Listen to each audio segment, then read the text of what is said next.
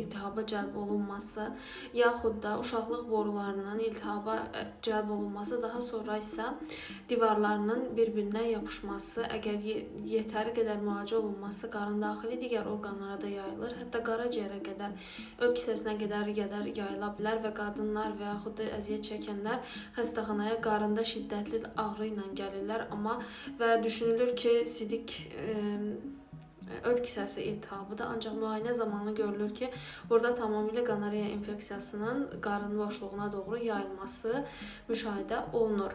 Və qadınlarda bu əksərən simptomsuz halda getsə də, simptomlu halda da gedə bilər. Simptom yenə də ağrıdır, sidiyə çıxma zamanı ağrıdır, qarında şiddətli ağrının olmasıdır və bu menstruasiyadan sonra bu ağrılar güclənir ya da cinsi əlaqədən sonra güclənə bilər və çox maraqlı bir forması da var gonoreyanın. Bu zaman gonoreya insanda